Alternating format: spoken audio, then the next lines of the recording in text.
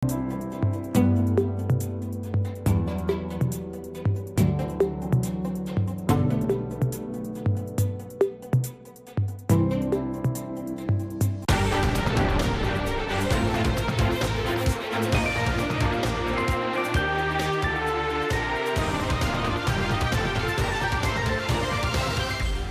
ова издание, на 4 јули сепак ќе има традиционална прослава на Денот на независноста. Пандемијата не ја предомисли администрацијата на Доналд Трамп. Сериозни проблеми за македонската економија. Бизнисмените апелираат за државна поддршка. Коронавирусот предизвикува најголеми последици кај најсиромашните. Зошто е тоа така? Останете со нас, ќе ви кажеме повеќе. Поздрав од Вашингтон, јас сум Никола Крстик, а ова е Ньюсфлеш на Гласот на Америка на македонски јазик. Денешното издание во најголем дел ќе го посветиме на економијата во време на пандемија. Но одиме со ред, со најновите вести. Гласачите во Русија го одобрија пакет од уставни реформи што отвора можност председателот Владимир Путин да остане на функцијата до 2036-та. Портпаролот на Кремљ ги опиша резултатите како триумф. Лидерите на опозицијата и независните изборни наблюдувачи изразија сомнежи за легитимитетот. Откако Кина минатата недела го донесе законот за безбедност што на полицијата ја овозможува да ги задуши продемократските протести во Хонг Конг, полицијата на територијата вчера уапси стотици луѓе кои протестираа против легислативата. Британскиот премиер Борис Џонсон веднаш реагираше со понуда на престојувалиште за 3 милиони жители на Хонг Конг и пат кон државјанство. Администрацијата на Доналд Трамп не се откажува од плановите да одржи традиционална прослава со огномет за 4 јули во главниот град Вашингтон и покрај пандемијата на COVID-19. Плановите за прославата Поздрав до Америка, кои беа објавени во средата, вклучуваат и прелети на воени авиони на центарот на градот, како и испукување на 10.000 огномети поставени во должина од 1,6 километри.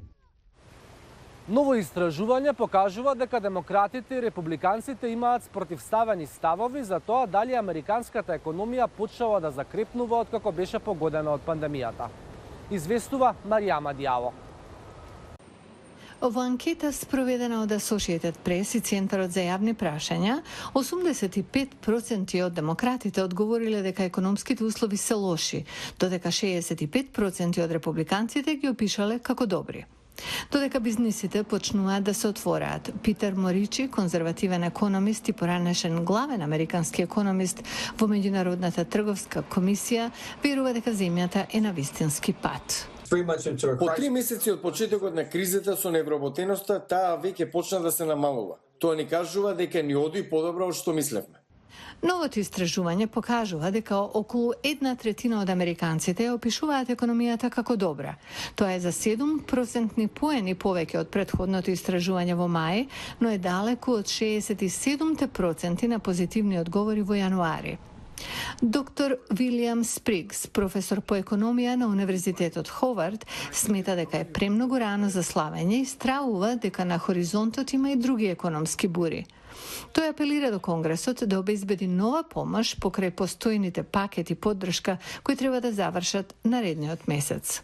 Затоа е важно сега Конгресот да ги охрабри луѓето со тоа што ќе ги задржи дополнителните $600 неделно од осигурувањето при невработеност.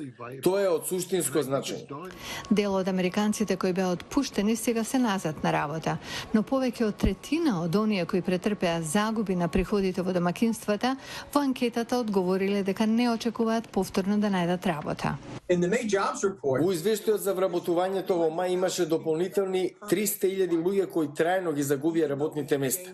Иако добивме 2,5 милиони нови работни позиции, тие во најголем дел беа од луѓе кои се вратија на работа по принуден одмор.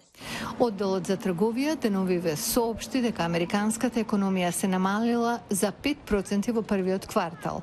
Економскиот советник во Белата куќа, Лери Кудлоу, вели дека нема планови за повторно затворање на економијата и покрај неодамнешниот раст на ново заразени во повеќе сојузни држави.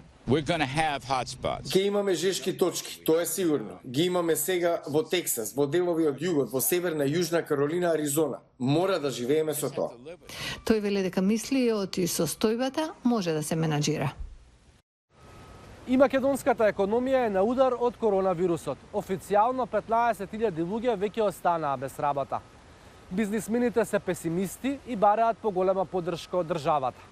Јавува Мики Траковски.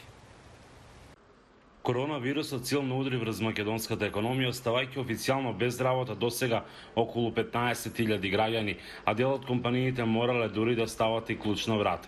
Ова за Гласот на Америка го вели Миле Бошков, претседател на Бизнис конфедерацијата на Македонија. Меѓутоа, вкупната бројка, вклучувајќи ја и сивата економија или работниците на црно, е многу поголема. Меѓутоа, не била регистрирана. Има еден друг пофрапантен податок. Според анализите кои се направени, изгубени се работни часови за околу 85.000 вработувања или работни места во овие 3 месеци. Од Сојузот на стопански комори велат дека околу 99% од компаниите во земјава се соочуваат со навален капацитет на работа, помеѓу 80 и 100%, што директно се одразило на нивната ликвидност. Но веќе се соочуваат со навистина големи проблеми, да немаат средства за да може да ги подмират редовните месечни трошоци, а тоа секако влијае и на она кое што е најкритично во овој момент, тоа е исплатата односно редовната исплата на платите. Според Бошков, државата нема да може уште долго да го помага приватниот сектор ако не се презема други чекори, например привремено намалување на платите на јавната администрација. На некоја си бројка од помеѓу 130 и 150 000 јавна администрација, доколку се исплати 70%, можеби сега е шансата тоа да го направат, за да може да одложат помош или да ја одржат помошта во јуни, јули и август. Аксоска пак дека е неопходно продолжување на мерките и во наредните 2 месеци. Според нивните анализи, многу лесно економската криза може да се прелее и во 2021 година. И навистина ќе имаме потешкоти и се до формирањето на следната влада да се преброди ова, немајќи функционални институции.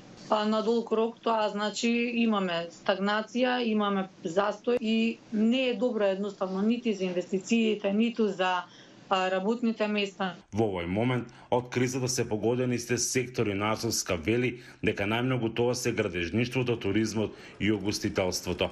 Од Охридска, Гласот на Америка, Мики Трајковски. А поранливото и посиромашното население има значително поголем ризик да ги почувствува последиците од коронавирусот. Ова го покажува истражување на Imperial коледжот. Од Лондон јавува Хенри Риджвел. Пандемијата со коронавирус се шири забрзано во големите земји со ниски и ниско-средни приходи како Индија и Нигерија. Истражувачите од Imperial коледжот велат дека нееднаквиот пристап кон здравствена заштита значи дека некои групи се под далеку поголем ризик.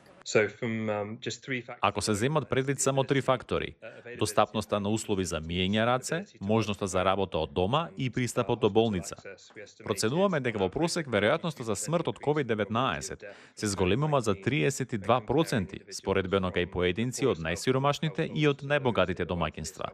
Најголемата разлика ја прави отежнатиот пристап до болница и до интензивна нега. Посиромашните семејства почесто живеат во поголеми домаќинства со повеќе генерации. Во такви услови е тешко социјалното дистанцирање, но и други фактори имаат влијание. Има преклопување во тајмингот на мерките во овие области со сезоните за сеење или жнеење за главните култури. Исто така знаеме дека посиромашните домаќинства во овие области повеќе зависат од храна која одгледуваат самите, па поради тоа може да има сериозни проблеми со достапноста на храна. COVID-19 има сериозно влијание и врз здравствените прегледи за други болести. HIV, TB and malaria related. Смртните случаи од ХИВ, туберкулоза и маларија во следните 5 години може да бидат зголемени до 10, 20, односно 36% во тешко погодените области. Авторите на извештајот велат дека постоечката нееднаквост значи дека најсиромашните имаат помала можност да се заштитат од инфекцијата.